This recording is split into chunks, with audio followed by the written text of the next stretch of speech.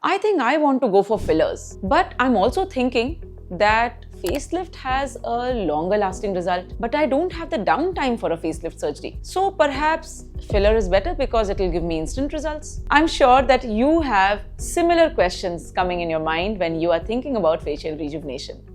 In this video, let me break it down for you. What should you opt for and which is better for you? So can fillers complement a facelift for a better result? Because a lot of patients that I see in my practice have already been getting something or the other done for their face.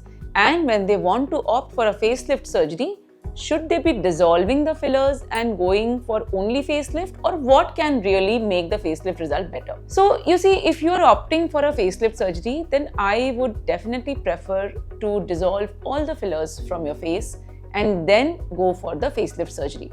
Along with facelift surgery, I do fat transfer for volumization of the face. This is a more natural option and definitely complements the facelift better. So with the facelift, I would prefer a fat transfer over a filler. Now let's say that you've opted for fillers over a facelift surgery. So how long will the results last?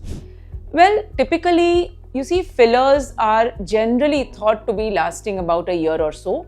And that we've seen in recently so many studies that is not true, and fillers last longer.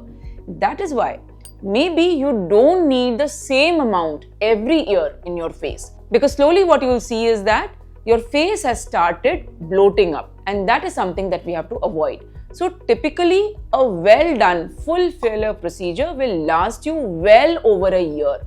Yes, you can opt for a little touch-up in between, say 8 to 9 months, and this I've mentioned in several of my other videos also, and we've got so many videos on fillers and as well as surgical procedures as well. So obviously, when you talk about fillers, once you've attained the look that you want to in maybe 2 or 3 sessions or even a single session, then you can maintain that result with small touch-ups in between. But it will last you a long time, fillers as well. Although what we need to see is that whether fillers will give you the same result as a facelift or not, and whether at the outset are you a good candidate for fillers or not.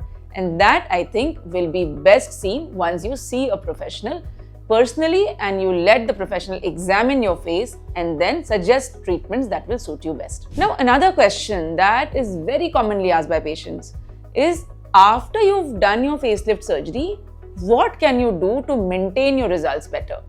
Now here you see, you can definitely opt for small amount of filler or maybe skin boosters to maintain the result of your facelift surgery, but you will not need it very soon. So maybe after 2 or 3 years, you can take a small session of filler for a little volumization, because you see, when you're aging, you will lose fat from the face, and that does not change with a facelift surgery. Yes, you reverse your age, but the clock still keeps ticking and you keep aging as time goes by.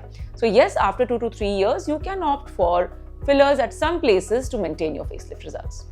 Now a very important question, when should you choose a filler over a facelift procedure?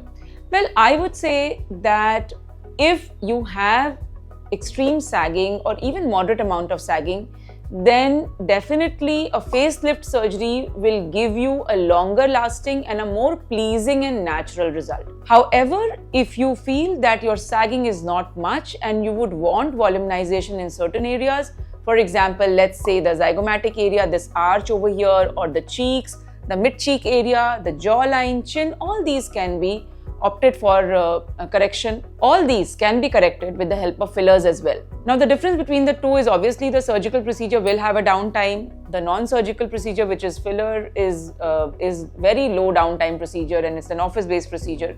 You don't need to go under anesthesia for getting the fillers done. So of course it has several advantages, but if you feel that your sagging is moderate at best or mild, then definitely fillers will help you. But again, in the right places. And this is the mistake that a lot of people are making nowadays, because they want to push their result with fillers only. Remember, whenever we are talking about aging, a lot of things have their role to get you the anti-aging effect. Filler is just one of them. So there's fillers, there's energy-based devices, there's skincare, there's botulinum toxin, there's threads. There are so many things in our kitty to help you attain your best looking face.